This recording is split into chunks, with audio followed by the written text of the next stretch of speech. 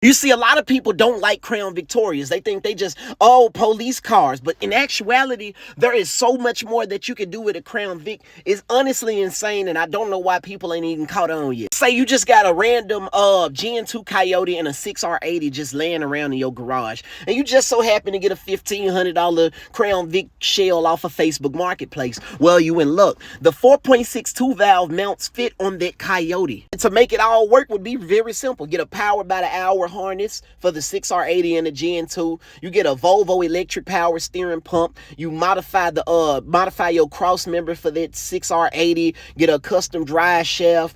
Man, listen, you could think about this.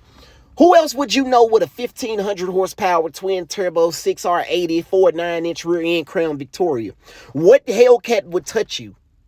What Camaro SS would touch you? Clears McFarlane already proved the true capacity of these things. Let's use common sense. You used to get a Crown Victoria for less than $1,500, perfectly running, maybe high mileage, but it's still reliable until the transmission go out. Now, do you think it's a coincidence that when Cletus McFarlane got his hands on a Crown Victoria and GT500 swapped it, all of a sudden the Crown Victorias are like $15,000, $20,000? You see, from the late 80s all the way to the early 2000s, we saw an upsurge in what we call sleepers. You're probably wondering what a sleeper is. It's basically a factory car that was fast as hell but didn't exactly look like it, which is where we come in with the Buick Regal GS. Now, this thing was a 240 horsepower supercharged V6, completely reliable and fast as hell. But honestly, you can go further back than this to the Ford Taurus Show, the GMC Typhoon, and Cyclone. You want a modern day sleeper, a current, sleeper, you can find the 2015 to 2017 Ford Taurus Show. Now, these things had a twin turbo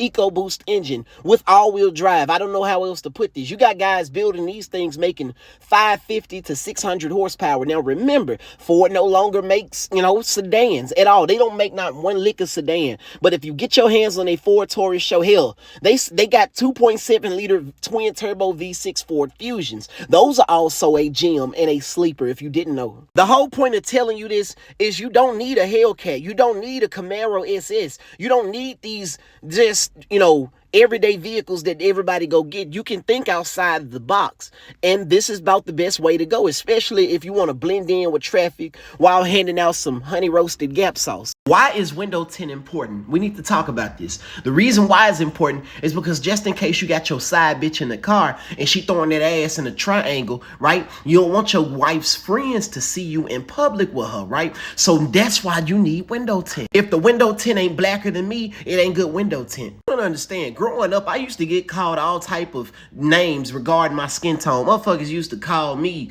2 o'clock in the morning black. Do you know how dark 2 o'clock in the morning is? That's blacker than a motherfucker. Boy, that's fucking bourbon on the top shelf at the liquor store black. From commuter cars to these big booty ass trucks, he can tint your window and everything. The person in question is this guy. Key Tints. Make sure you follow him on Instagram. Follow him on this app Pronto. He do wraps, window tint, wheel paint. He'll detail your car after a questionable one night stand. I'm talking about, like, you know what we call this type of tint right here when it's so black that you can barely see your own thoughts?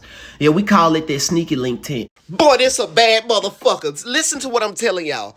When the opposition see this flying fucking tank with wings, they go, let me tell you something, let me tell you something, let me tell you something. Y'all ain't understanding how crazy this is.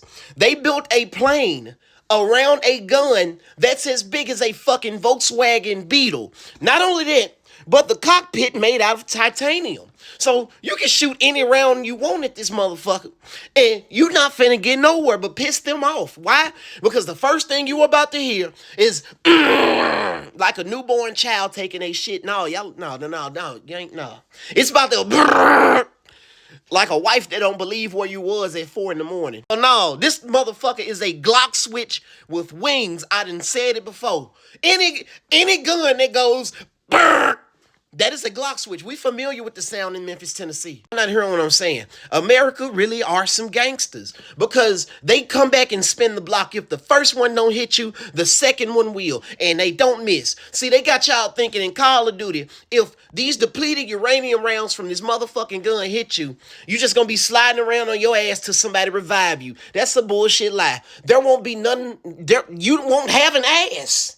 Oh, the gun on this bitch is so powerful, so motherfucking destructive, that they have to shoot it in short bursts because the fucking plane will fall out the sky. We ain't even talking about the missiles yet.